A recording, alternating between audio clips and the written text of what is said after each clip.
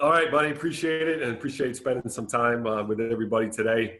I want to take about 5 minutes and talk about something that's near to dear to my heart, and that is the idea of mission command as a new and progressive style of leadership that we have in the Army. And I think it applies to the business world just as much as it does to the Army. Now, what is mission command? Well, in the 80s and 90s, the style of leadership that the Army had was called command and control. Command and control. I issue you an order and I ensure you follow that order. I issue you an order and I ensure compliance. That's what we had in the 80s and 90s. But back then we had one enemy, the Soviet Union. We knew where we were going to fight in Europe, and we knew who we were going to fight with, and that is with NATO. Today, I'll ask you this: who's our enemy? North Korea, Iran, China, terrorists. There's 50,000 soldiers right now down south fighting hurricanes. When they had Ebola problems in Africa, who did they send? They sent the Army. So we needed a new style of leadership for today, and that style of leadership is mission command. And the difference between mission command and control is in mission command, we issue clear intent and we empower our subordinates to take the initiative on their own. Our job as leaders is we issue clear guidance and intent, and we empower our subordinates to make decisions on their own. Very different from command and control, where I issue an order and I ensure that order is followed. So today I want to talk about 4 ways that you can inspire mission command in your unit or in your business. The first way is through issuing clear guidance. Clear guidance. And Hank referred to this a little bit, and it starts out with, what are you for?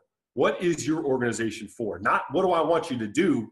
I want you to do this. I want you to do that. I want you to do this. What are you for? I worked for General Perkins at the Army Training and Doctrine Command, and he said, tell me what the Army is for. He said that to his staff. We went away. We wrote a 10-page document, about 100 PowerPoint slides. He said, no, I need shorter. So we came back with 2 pages. He goes, look, check this out. He goes, you got 6 syllables to tell me what the Army is for. 6 syllables. And we came back with win in a complex world. That is very clear guidance for the entire Army. Think about what that drives for the Army. That drives how we develop leaders. That drives how we build technology. That drives our budget. Those 6 clear syllables for the whole Army. If the Army can do it and the Army can say what they're for, you can say what your organization or your unit is for. So that's step 1, is clear guidance.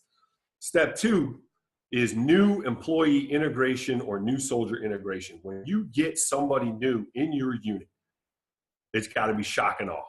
They step in day 1, and the first person they meet says, welcome to our organization. This is what we're for. This is what we're about here.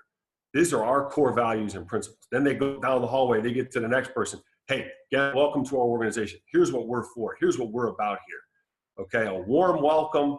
You pair them with a model employee, and man, you will get them on your team and rowing in the right direction.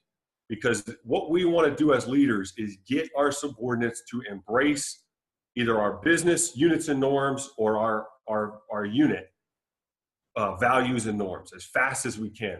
So man, that first 72 hours, we have a short window with new soldier integration. So step 1, issue clear guidance.